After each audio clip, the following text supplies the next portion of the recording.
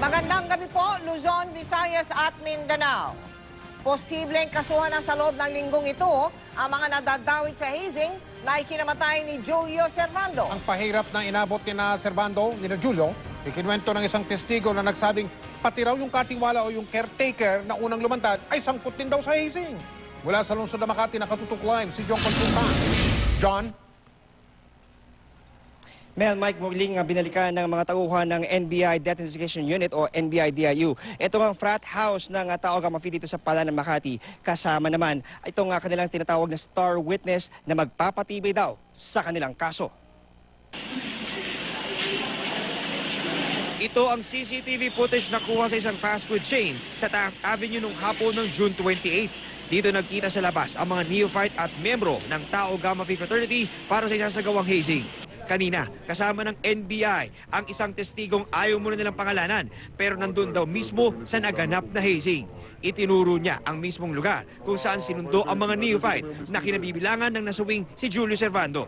Mga alas 12 ng hapon, dito kami nagsimula mag-ipon-ipon. Tapos mga bandang 4:30, nakompleto na kami. Nung kompleto rin yung grupo, mga 5:30, umalis na kami dito. Sunod nilang pinuntahan ang frat house sa Palanan, Makati. Ikinwento ng testigo ang mga ginawa sa mga neophyte pagpasok pa lang sa lugar. Sa pangunguna ng Grand Triskelion o pinuno ng head ng Tau Gamma Phi na si Cody Morales. Magsisimula siya sa 6 eh. 6 na isa lang papalo. Tapos pagkatas ng 6 na yun, magbibigay sila ng signal na 1 minuto kang tuloy-tuloy na papaluin ng lahat ng miyembro.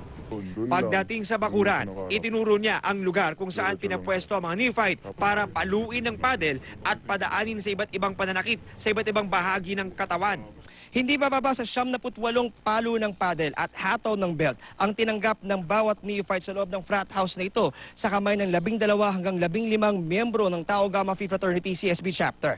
Pero isa sa mga pinakamalaking revelasyon na binigay ng testigo ng NBI, ang sinasabing caretaker ng frat house na ito na lumutang noong unang araw ng mga investigasyon ay isa rin daw pala sa mga nagpahirap sa mga aplikante. Ano ang partisipasyon nung Caretaker? caretaker?